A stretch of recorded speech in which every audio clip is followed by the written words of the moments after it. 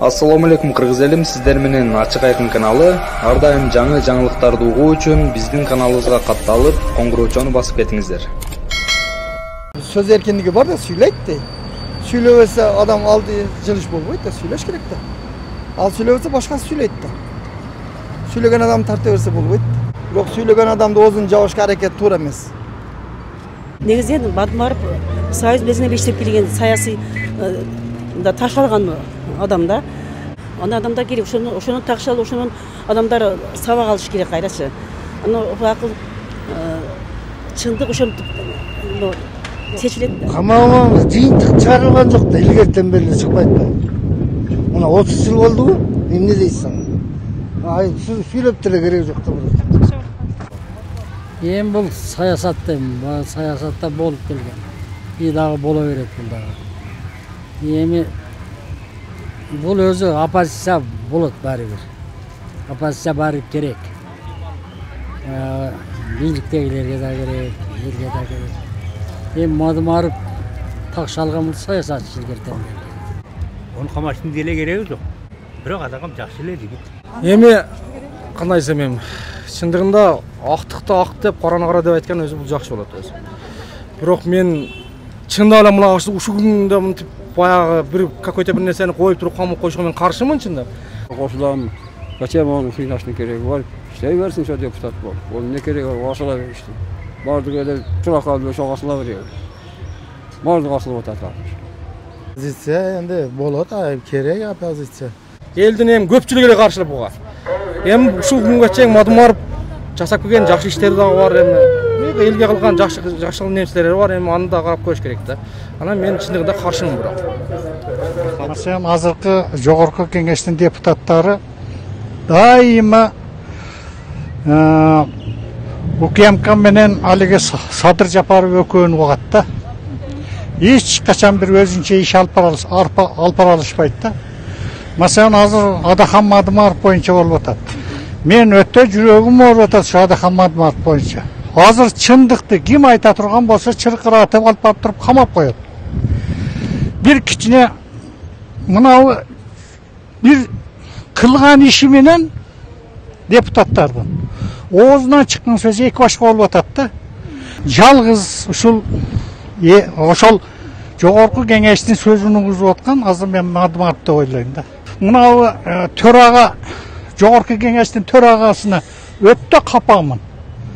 Бул болсо каякта бир кыйшыкты оң дейт да, оң нерсени кыйшык дейт да. Ушул менин айтарым. Азыр биринин көтүн бири чукуп эле эч кандай жана туура сүйлөгөн адамдын бардыгы азыр душман да. Туура сүйлөгөн адам бардыгы душман. Оппозицияга каршыңыз кандай?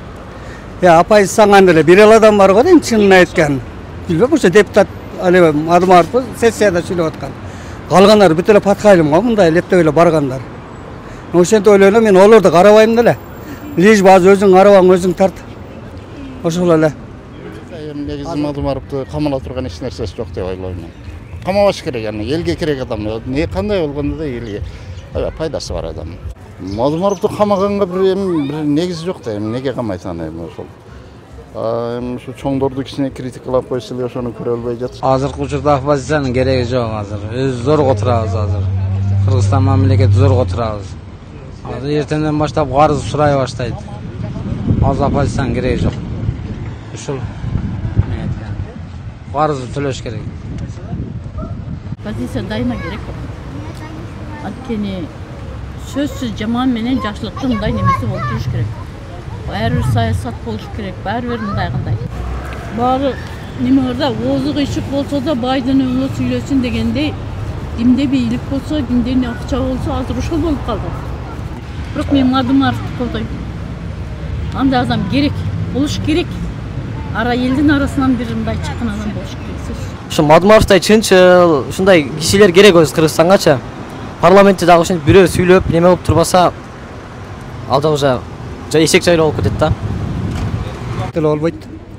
Менин оюмча. Алар Бадмаровду камайбыз деп атат го, сиздин оюңуз кандай? Эгер ал оппозиционер калабы калбайбы? Аны билбейм, булар азыркы бийлик ким жакпаса камай берет да. Азыр ошондой го мода болуп калды го. кайсы бийлик келсе өзүнүн мода деп коюп азыр эми өзүнүн немесин чыгарат да.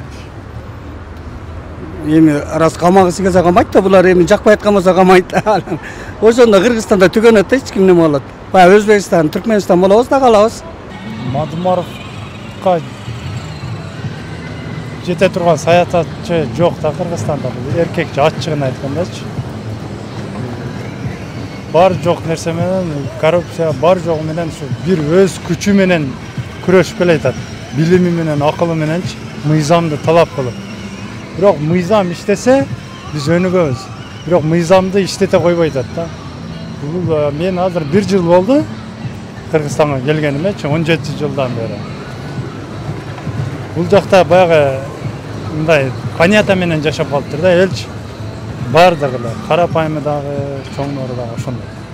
Азыр Адахан Мадымаровго бул жок жерден эле жалан менен буну духун түшүрүш керек, бунун рейтингин түшүрүш керек. Ал жарабайт да. Бул мындай инсандык, мындай адамдык немеге жатпайт да. Мен дагы көп адамдар менен мындай пикир алышып сүйлөшөм да. Ошол пикир алып сүйлөшкөндө кандайдыр элдерде ушундай бир Адахан Мадымаровго жан тартып, ошонун камалышына биз ошонун бир азыркы мынабу жогорку кеңештин депутаттары бир жакшы оң жакка чечип бере турган болсо, Кудай кааласа жакшы эле болуп калат. Эгерде сал андай болсо, сал элдердин мындай немеси сал өзгөрүп турат да. Мен ушундай деп ойлойм. Мен ачык айта албайм го. Мен мындай көп адамдар менен сүйлөшсөм, кандайдыр Адахан Мадымаров ушу жан тарткандай, ушул бир жакшы чындыкты айтып атат эле. Эми кандай болот экен деген ойлорду болуп атат да. Каналга катталып, мага жакты деген белгини басып, ой пикири калтырууну унутпаңыз. Чымындай жанды чыркаткан чындык биз менен.